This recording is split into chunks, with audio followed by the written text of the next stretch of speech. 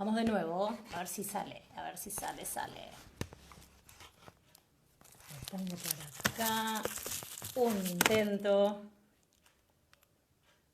De nuevo, a ver, ahí se están metiendo un montón de personas. Capaz que enganchamos, yo creo que una vez que enganchemos. Ahí está Jorge, sí. Vuela ahora. Especial, puse el celular así, arriba de algo. A ver si anda. Sí, Es difícil, ¿qué es esto, no? con vos, no sé qué pasa, pero Sí, me parece que son rachas. Una vez que lo enganchás, funciona bien, me parece. nos Vamos a falta intentar. conexión.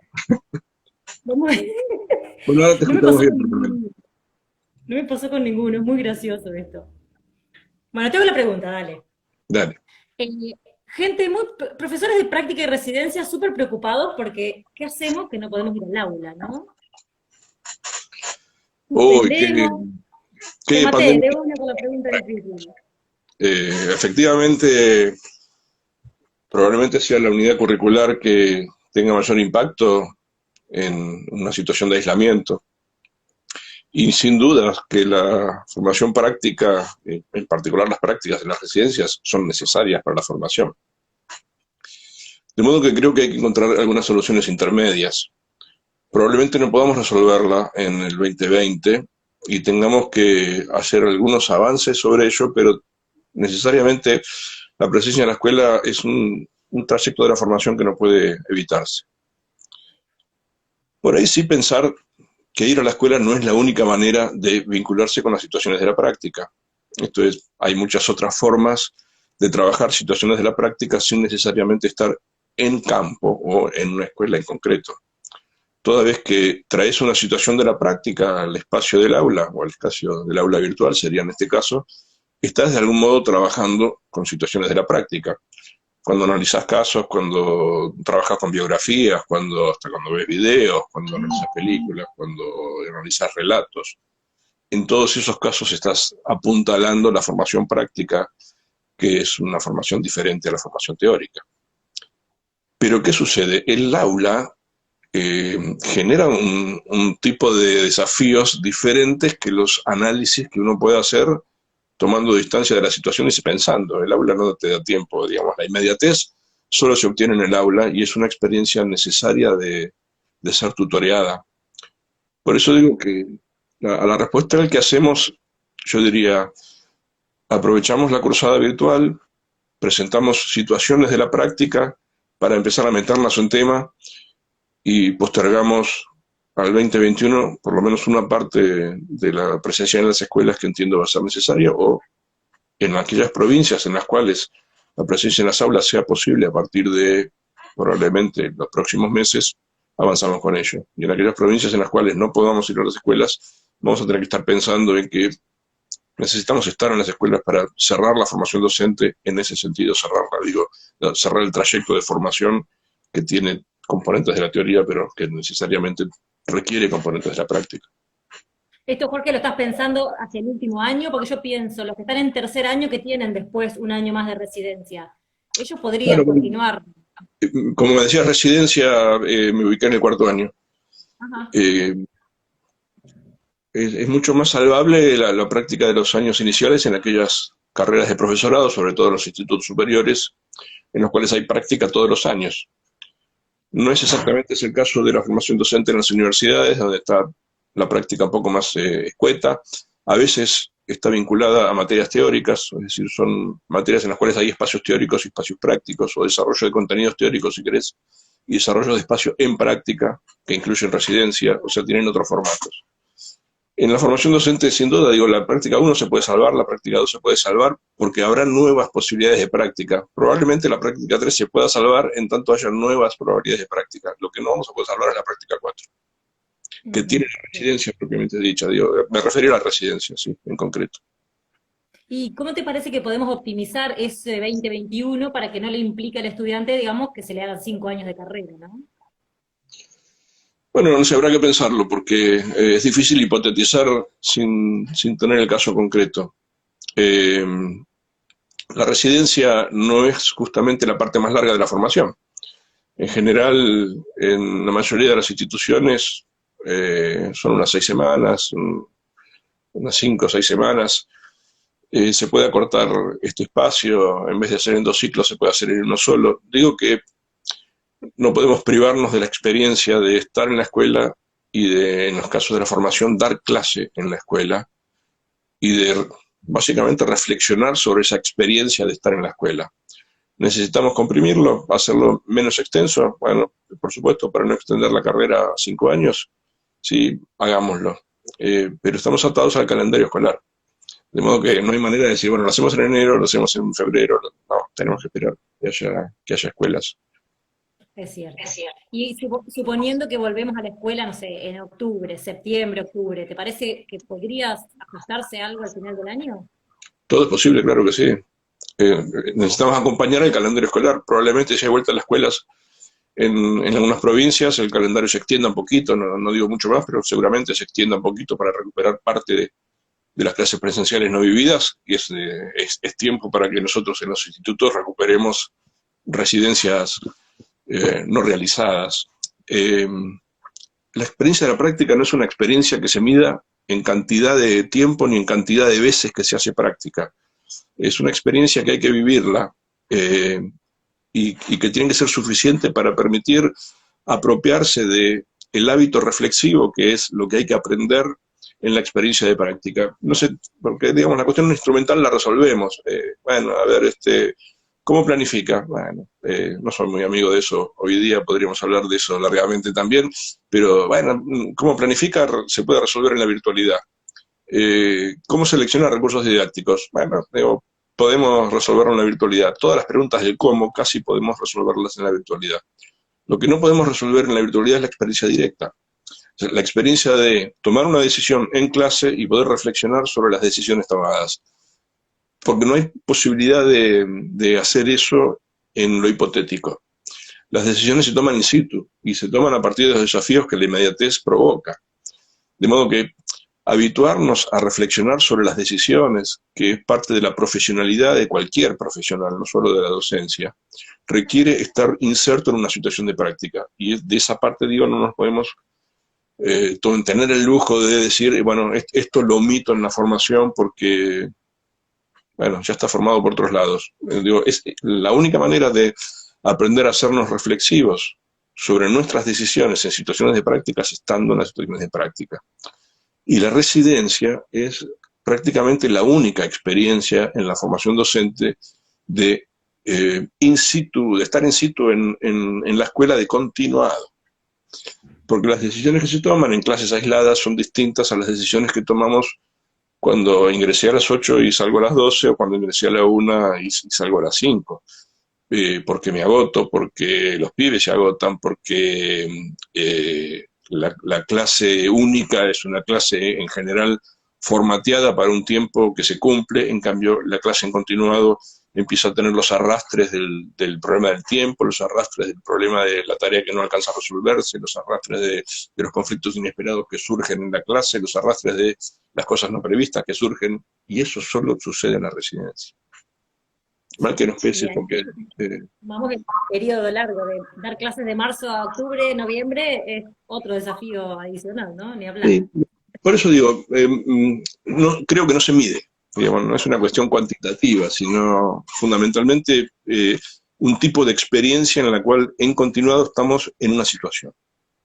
Después, si esa Dijiste, situación es un día, 5 días, 10 días, 15 días o un año, bueno, habrá que verlo. ¿Cuándo es suficiente?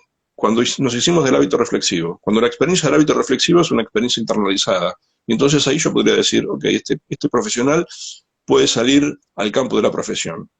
Vos podrías decirme, bueno, pero no necesariamente eso garantiza que sea reflexivo en el ejercicio de su profesión. No, claro que no. Pero es que lo estamos formando, y entonces en la experiencia de la formación nosotros tenemos que garantizar que pase por las experiencias formativas necesarias.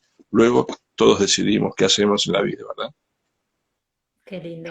Venís diciendo mucho, hablas de reflexión, reflexión, y en un video que estuve viendo muchos videos tuyos dijiste, yo que di la clase, soy el único que puedo reflexionar sobre lo que pasó.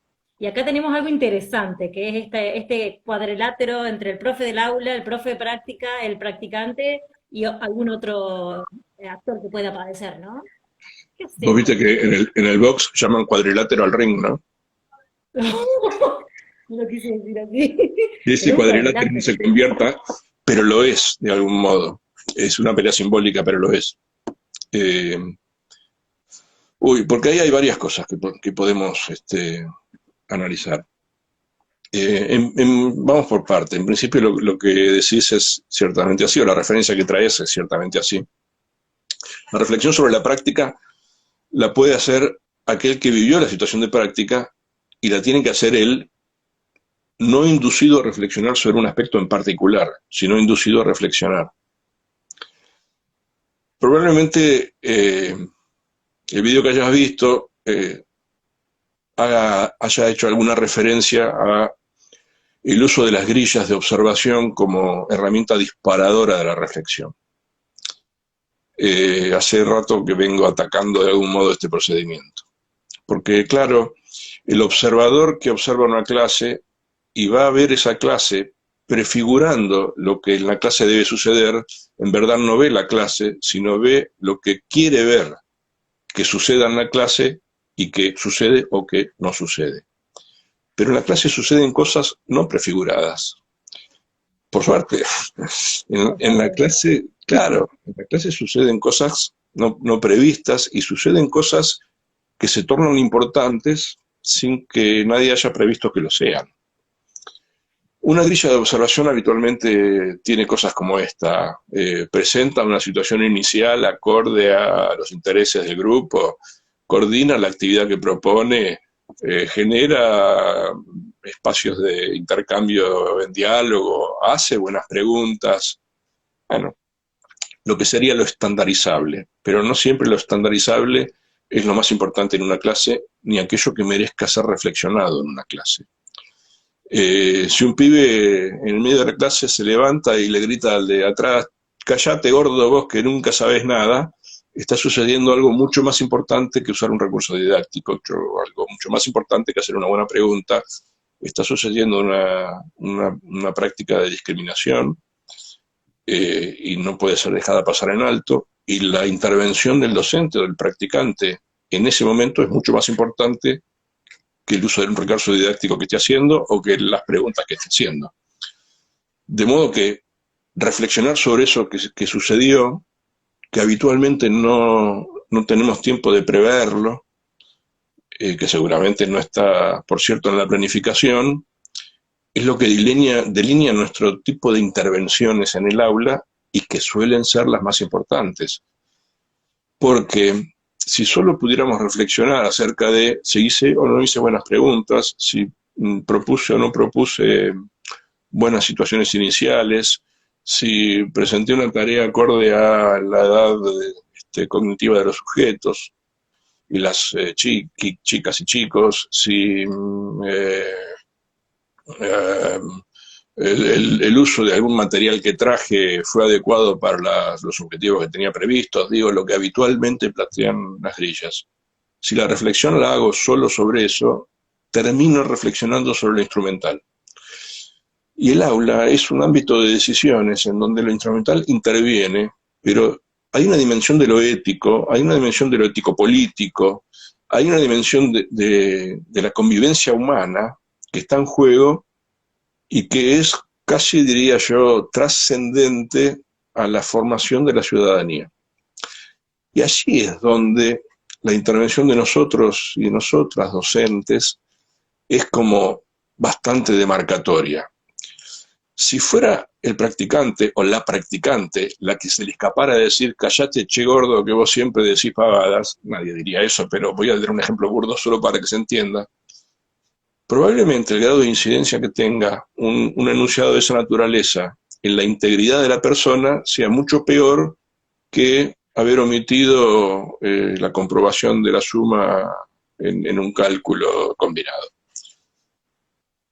Digo que la reflexión sobre la práctica tiene que asentarse fundamentalmente sobre estas dimensiones, la dimensión de lo ético, la dimensión básicamente de aquello que no parece tan visibilizado, porque en lo invisibilizado es donde se juega el sentido común y el aula no es un lugar de sentidos comunes.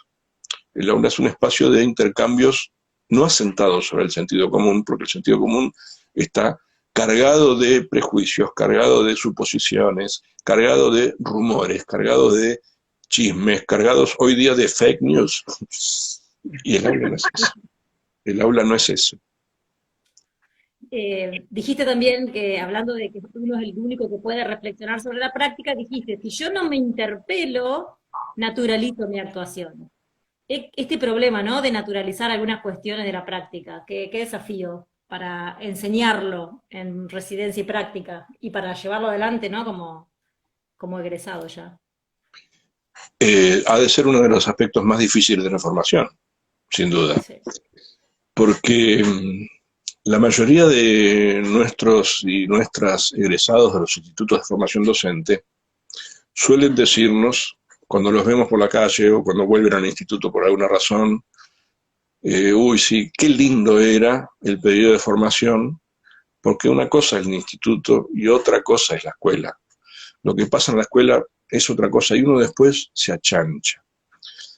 En términos teóricos, diría, uno después se naturaliza. Y lo que va pasando es esto, en verdad empieza a ver como naturales estas cosas que podrían ser escándalos. Que el pibe se levante y le diga al del fondo, callate, che gordo, debiera ser un escándalo. Y en nuestra sociedad es natural, porque nuestra sociedad es una sociedad que discrimina.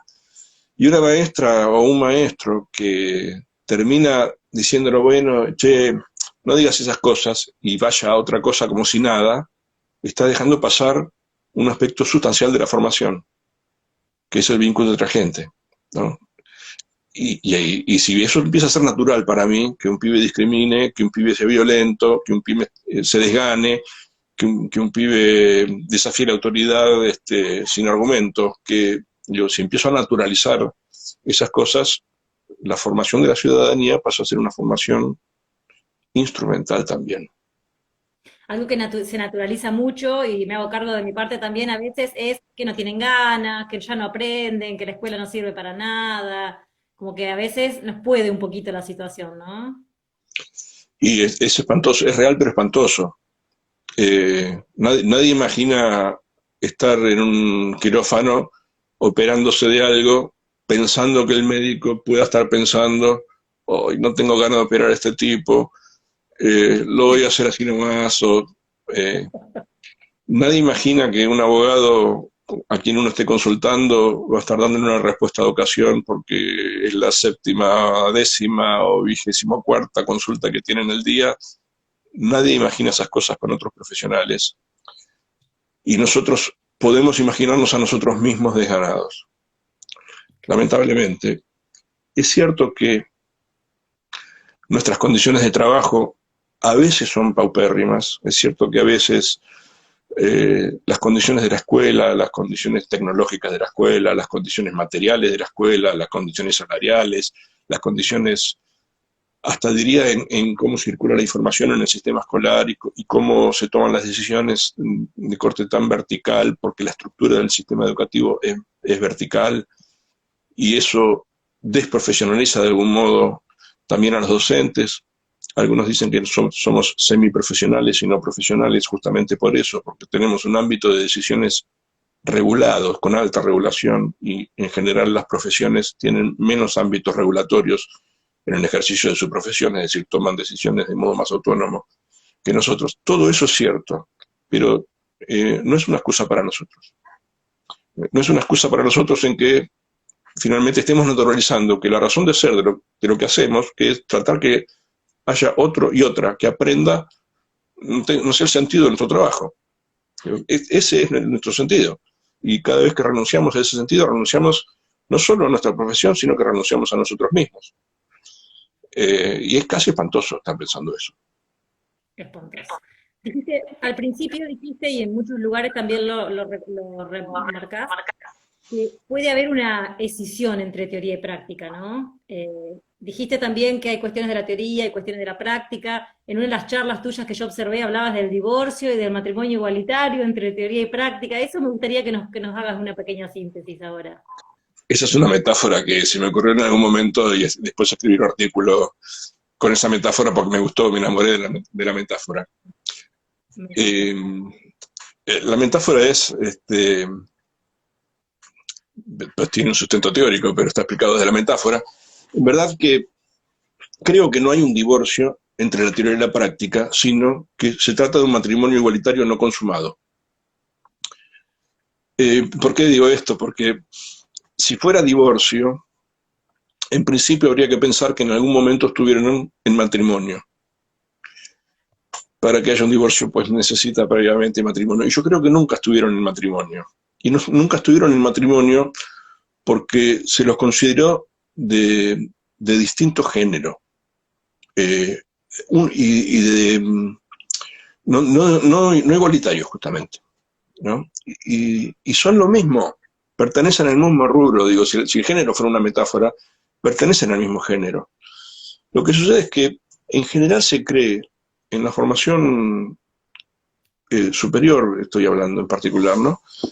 Que la teoría es delimitante de la formación. Y entonces que la mayoría de las carreras tienen el trayecto formativo de la práctica más sobre el final de la carrera, porque se apoya sobre la idea que no hay práctica posible sin teoría previa. Esta es una noción reduccionista de la práctica, porque es pensar que uno va a la práctica a aplicar la teoría. Eso es falso, no es cierto. La realidad demuestra que en la práctica no aplicamos la teoría. La realidad demuestra que en la práctica tomamos decisiones haciendo uso de la teoría, pero no aplicando la teoría. Hacemos uso de ideas que las apropiamos en situaciones de teoría, pero resolvemos en la práctica situaciones que no calzan en ninguna teoría. De modo que la práctica nos interpela a veces con cuestiones de la teoría, pero la mayoría de las veces solo con cuestiones que suceden en la práctica. O sea que a la hora de aprender una profesión, yo necesito vivir situaciones de la práctica porque hay un tipo de situaciones que ahí suceden y de decisiones profesionales que empiezan a tomarse que no pasan por el lugar de la teoría y que son y deben ser tan importantes en la formación como la teoría.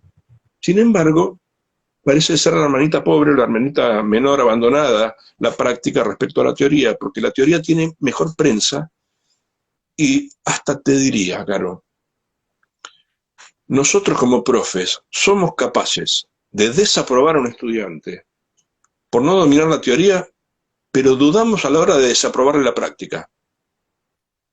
Ay, sí.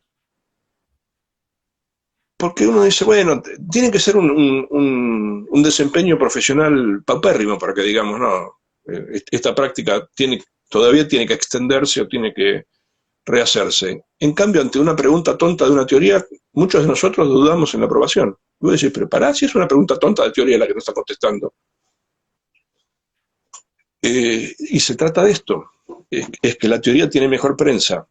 Ojo, yo no estoy diciendo que no deba haber teoría en la formación, lo que estoy diciendo sencillamente es que el aprendizaje de la formación práctica, que es un tipo de formación diferente de la formación teórica, tiene que estar en igualdad de condiciones, pertenece al mismo género, ahí viene la metáfora, son lo mismo, en términos de importancia y de conocimiento. La metáfora refiere a que son conocimiento, o sea que la teoría es conocimiento y que la práctica es conocimiento, pero que nunca lograron ser un matrimonio. Eh, Qué interesante. Hay como una O sea deuda. que, Dale, ya así no me extiendo tanto hablando. no, yo te quiero escuchar a vos. Digo que en general tenemos una deuda histórica respecto a los vínculos teoría-práctica, sencillamente porque rara vez en principio nos hemos preguntado qué cosa es la práctica. Rara vez, digo, cuando nos preguntamos qué cosa es la práctica, terminamos naturalizando las respuestas. La práctica es aplicación de la teoría, pero estaría re bueno ponernos a discutir entre nosotros, entre nosotras, che, cuando vos pensás la práctica, ¿cómo la pensás? Porque ahí empezamos a desnaturalizar la respuesta prototípica, que es, la práctica es aplicar la teoría. Voy a la escuela, dirían en el ámbito de la formación de los docentes, a hacer uso de la teoría o a aplicar la teoría. Lo que aprendí en el instituto, ahora voy a la escuela a aplicarlo. Pues no, eso no es la práctica, eso no es la formación de la práctica ni la formación en la práctica. Es un aspecto de la formación de la práctica, pero ciertamente que no es el faro desde el cual debemos pensar y organizar las situaciones de la práctica para que nuestros estudiantes vivan experiencias de práctica. Ahí viene la pregunta que quiero hacer, justito me das pie. Dijiste muchas veces que hay algo que tiene que ver con el sostén y la presencia como prioridades, supongo yo, en el acompañamiento del practicante, ¿no? Sostén y presencia, dijiste por ahí. Sí, lo que resulta ser habitual en la formación docente de los institutos superiores no resulta ser tan habitual en la formación docente de las universidades. Aquí hay como diferencias. En principio, hay muchas diferencias bueno, históricas ni hablar, y en las tradiciones acuñadas, ¿no? Pero claramente creo que los institutos superiores, el INFOD ha sido muy importante en esto, ha marcado una impronta política histórica que debe ser reconocida al momento de su creación. Cuando empezamos a pensar la formación docente con unidades curriculares de práctica, desde primero hasta el último año de la formación, también allí mismo, en la delimitación de la estructura de la currícula con situaciones de práctica, se pensó en la organización de esas experiencias de práctica. Y entonces no solo se delimitó que hubiera unidades curriculares de práctica, sino se delimitó el vínculo docente-estudiantes en términos de cantidad. Y entonces, una unidad curricular de práctica puede llegar a tener 5 docentes, porque hay 40 estudiantes. Y cada uno de los docentes tiene 8 estudiantes. En una universidad nos podemos encontrar que una cátedra de prácticas puede llegar a tener 4 docentes y 120 estudiantes. Entonces, empieza a complicarse el acompañamiento y el sostén en la medida en que uno no puede estar justamente acompañando la reflexión que insisto, entiendo que es lo más importante que debe aprenderse en las situaciones de práctica.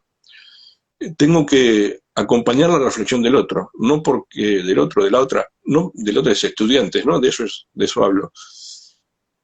No porque debamos hacerlo reflexionar en la línea de lo que nosotros pensamos que tienen que reflexionar, sino que tenemos que intervenir desde el acompañamiento y el sostenimiento de la situación reflexiva, para que nuestros y nuestras estudiantes aprendan el hábito reflexivo. Entonces, se hagan al hábito reflexivo. Pero eso es importante no solo en términos de hábito, sino en términos de posibilidad. ¿Cómo es posible que alguien aprenda el hábito reflexivo? Bueno, porque tiene un tutor que lo acompaña, un docente, una docente que lo acompaña y le enseña el hábito de la reflexión, o le enseña a reflexionar, o si querés, lo ayuda a reflexionar sobre su práctica. No sucede ni ocasionalmente, ni sucede porque yo te diga, Caro, reflexiona. Claro, porque allí hay un equívoco también, ¿no? Algunos dicen, bueno, hay que aprender a reflexionar sobre la práctica. Bueno, sí, pero escuchá, todos reflexionamos sobre la práctica. Todos somos reflexivos porque somos seres pensantes. Este es un tipo de reflexión distinta. Es un tipo de reflexión que hay que aprenderla y que por lo tanto tiene que ser enseñada, porque es una reflexión no sobre lo obvio, no sobre lo evidente, sino es una reflexión sobre lo invisible, sobre lo oculto y sobre los supuestos que sostienen básicamente las decisiones, que es lo que no aparece rápidamente sobre la mesa. ¿Qué aparece sobre la mesa? Si pasé una buena filmina en un power o no, pero hay las cosas que no aparecen sobre la mesa. Que la reflexión no era, ay, me gustó la clase, me salió bien el PowerPoint, que por ahí la reflexión a veces pasa por ahí, ¿no? Es Claro, no, otra cosa. eso no es reflexionar sobre la práctica. Eso es juntarme con mi vecina que me preguntó, che, ¿cómo te fue la clase? Y yo le digo, pasé un buen PowerPoint. No, eso no. Y después es que ¿Cómo se terminaste el evalúa? video, ¿Sabes? aparte de tu formación y la mía, dijiste, para no comerme mi propio sapo. No entendí eso yo. ¿Dijiste eso? No te escuché, discúlpame. Terminaste esa entrevista, creo que era sobre tu libro, diciendo que la reflexión no es me gustó la clase, me salió bien el PowerPoint, sino es otra cosa, y terminaste diciendo para no comerme mis propios sapos. ¿Dijiste Bueno, no eso? siempre recuerdo lo que digo. Eh, en verdad no sé a qué traje el refrán. Probablemente, Los sapos. no, digo, probablemente me haya referido a justamente a eso, a no contentarme con creer que estoy reflexionando cuando no lo estoy haciendo, o cuando estoy parándome en el lugar de la evaluación de la clase más que en la reflexión de la clase. Evaluar la clase es una cosa distinta a reflexionar sobre la clase, porque la evaluación en general trata de la emisión de juicios y la reflexión no emite juicios, emite pensamientos reflexivos, que son análisis de situaciones, no juicios. Y entonces, si vos me decís, me parece que el PowerPoint que usé tenía mucho texto, eso es evaluativo, pero no es reflexivo. Reflexivo, en todo caso, puede ser ¿por qué me pasó que puse tanto texto en el Power? Y entonces, cuando me empiezo a interpelar desde una pregunta que no es de sentido común, empiezo a entrar por lugares distintos. ¿Por qué puse tanto texto? Posibles respuestas para mí. Y bueno, porque estoy inseguro con la teoría. ¿Por qué cuando hablo estoy inseguro con la teoría y cuando escribo en un Power no estoy inseguro con la teoría? Esa es una pregunta que no se contesta evaluativamente y que se contesta a partir de eh, poder pensar qué supuestos tengo yo acerca de la teoría escrita y qué supuestos tengo acerca de la teoría hablada, o cuándo creo que hay teoría cuando hablo y cuándo creo que hay teoría cuando escribo. Muchas veces creemos que cuando hablamos no teorizamos, sino que estamos relatando, y que cuando escribimos teorizamos. Y el Power es un resumen de la teoría y una explicación oral no es un resumen de la teoría. Y no es así, porque estamos jugando con ideas teóricas. Y entonces, si pongo mucho texto porque estoy dudoso de mi manejo de la teoría, mi problema es un problema de la teoría o de mi vínculo con la teoría. Entonces, reflexionar sobre mi práctica a partir de un PowerPoint, mirá dónde me llevó. Desde ahí puedo entrar por miles de puertas, pero digo, es ese tipo de reflexión a la reflexión, a lo que estoy llamando reflexión sobre la práctica o hábito reflexivo, ¿no? No es el Perfecto. de le puse poco color al PowerPoint. Bien, voy a cortar un tema, voy a pasar a otro que también están reclamando, que es el tema de la evaluación. Es un tema que me ha tocado preguntarle a todos los marcos teóricos porque, bueno, son nuestros referentes. ¿Sabes que suena un poco fuerte ser marco teórico?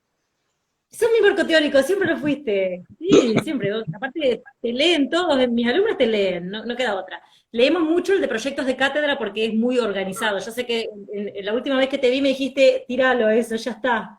No más atarse a las planificaciones y a los proyectos, pero bueno, es una orientación fuerte para los que recién empiezan, ¿no? Te pregunto sobre la evaluación. ¿A dónde deberíamos poner el foco ahora en la virtualidad? Se me perdió tu voz en el último. Ahora en el. Sí. En la virtualidad. No solamente estoy hablando de práctica y residencia, sino me parece que la pregunta de los que la pusieron acá para compartir tiene que ver ellos como docentes con sus alumnos de secundario y demás, ¿no? ¿Dónde Sí, ponemos el foco? la respuesta sería fácil. En el mismo lugar donde lo ponías, si es que estás contento con el lugar donde lo ponías, porque no hay Bien, diferencia. El problema es si poníamos bien el foco en la presencialidad. se Eh, hace. Me encanta lo que estás diciendo. Qué suerte que te voy a grabar. Que queda grabado esto. Mira, luego se autodestruirá como hacía el superagente 86. Eh, a ver, largo pero para sintetizarlo también. La primera cuestión a tener en cuenta sería, evalúo aquello que supongo que los estudiantes y las estudiantes aprendieron a partir de lo que enseñé. O sea que hay una ligación evaluación-enseñanza inevitable. Por ejemplo, eh, voy a dar un ejemplo burdo. Cuando busco ejemplos siempre tratan de ser burdos porque como los escuchas y las escuchas pertenecen a distintos campos disciplinares en general, trato de buscar ejemplos que entiendan todos. Así que, pero en general son burdos. pero se entiende. Estoy enseñando a martillar. Entonces, pido a mis estudiantes que para la próxima clase traigan un martillo. A la siguiente clase, miro si han trajeron los martillos efectivamente, y entonces le entrego a cada uno de ellos y ellas una cuña de madera y un trozo de madera, y les digo, con su pulgar y su índice tomen la cuña por el medio, con su mano hábil tomen el martillo y traten de pegar con la parte plana del martillo sobre la cuña de madera. Una vez, 2 veces, 3 veces, 4 veces. Y hago hacer este ejercicio durante toda la clase, hasta que paso de las cuñas de madera a los clavos y nadie se lastima. Y termina la clase y digo, aprendieron a martillar. ¿Por qué a veces nos pasa que al momento de evaluar le preguntamos qué es un martillo? Es tal cual, es tal cual. Entonces allí hay un primer problema. La enseñanza estuvo bien porque se trata de un aprendizaje que tiene que ver con un tipo de desempeño. En el aula se llevó a cabo ese desempeño, pero al momento de la evaluación, en vez de decir trae el martillo, le pedimos traer una hoja. Y entonces, ¿qué es un martillo? Dibujar un martillo, qué cosas hay que tener en cuenta para no herirse con un martillo, y esa es la evaluación. No, ahí el foco no está puesto donde debe estar. No solo porque no es lo que hay que aprender eso, sino porque no se enseñó eso. Por eso digo que hay una doble dimensión en juego ahí, ¿no? Que tiene que ver con lo que hay que aprender y que la evaluación a ver, estamos hablando de la acreditación para no entrar en instancias más complejas, ¿no? Digo, me refiero a las instancias de evaluación que suponen acreditación. En esos casos, entonces, la evaluación no solo tiene directa relación con el aprendizaje, sino íntimo vínculo con la enseñanza. El mandamiento sería algo así como, mandamiento número 1 de la evaluación, evalúo tal como enseñé, si no es traición. Entonces, en la pandemia y en la virtualidad, la primera pregunta sería esta. Che, ¿cómo enseñaste? ¿Pudiste enseñar? Si efectivamente pudiste enseñar, pues entonces se evalúa del mismo modo. Ahora, si la pregunta fuera, ¿pero cómo resuelvo la evaluación? Bueno, del mismo modo que la presencialidad. ¿Cómo se hace la presencialidad? ¿Sentás a un estudiante y le preguntás una cosa? Bueno, tratá de hacerlo. Respuesta. No tienen conectividad. Ok, vamos por el celular. Hablando por el celu, puedo tomar el examen, ¿por qué no? Respuesta. Si no lo veo, puede estar haciéndole el examen otro. Mi respuesta. También te sucede en la presencialidad. Ponen el celu sobre la mesa a medida que resuelven la tarea y alguien les está mandando WhatsApp o mensajes por el celu y también se copia.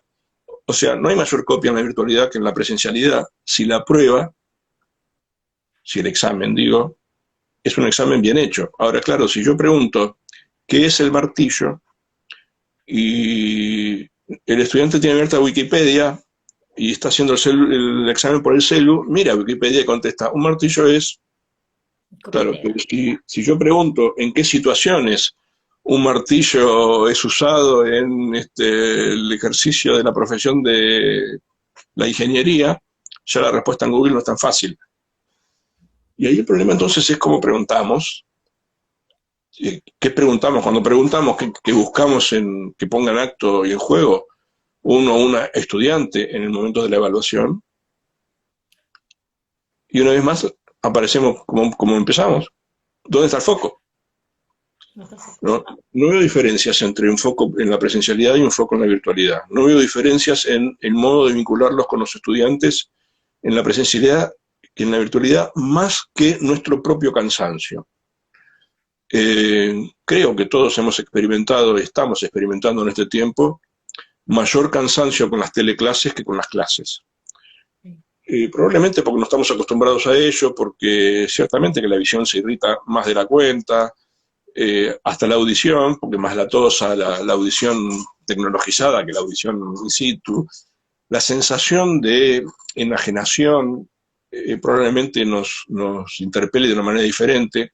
Creo que todos nos cansamos un poco más con las teleclases, ¿no? Con las clases virtuales que con las clases presenciales. Entonces, todos nos vamos a cansar un poco más tomando un examen virtual a través de cualquiera de las plataformas de videoconferencia que tomando un examen presencial.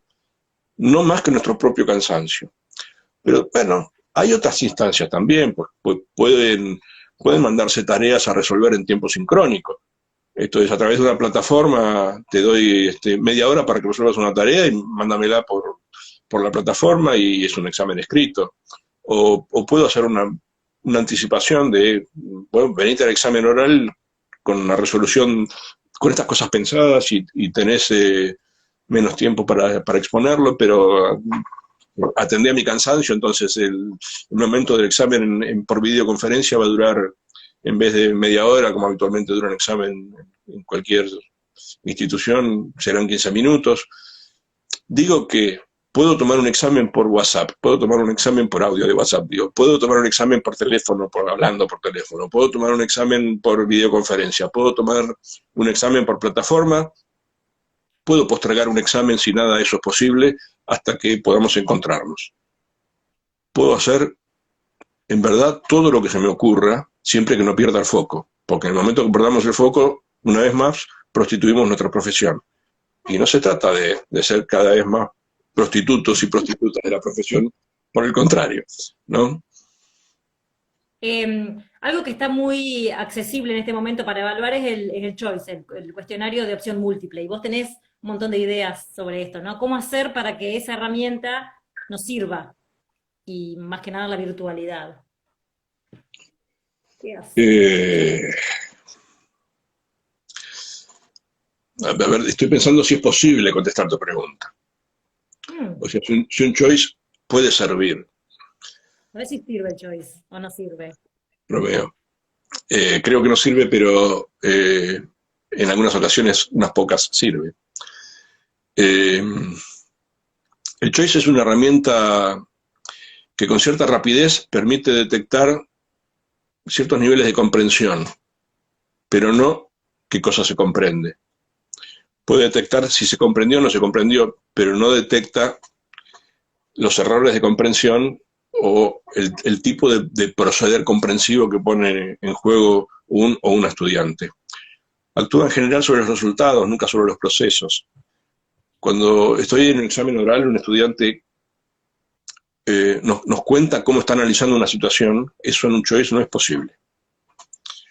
En general es una herramienta que se cierra eh, y, y más aún cuando las opciones son de opción múltiple, se cierra sobre las opciones dadas por el evaluador y no por las opciones que da el evaluado o la evaluada. Entonces, es difícil pensar que sirva. Eh, Ahora, bueno, en algunos campos disciplinares podríamos discutirlo, probablemente en los más cerrados, ¿no? A lo mejor en la nutrición, en matemática, eh, pueda servir una primera apreciación sobre cálculos y buenos resultados, aunque no se vean los procesos de resolución y sea como una especie de primera entrada, digamos, bueno, si resolviste bien los cálculos podemos hacerlo entonces más rápido, la explicación sobre los procedimientos o una vuelta sobre los procedimientos, yo veo que en todos los casos llegaste a los buenos resultados.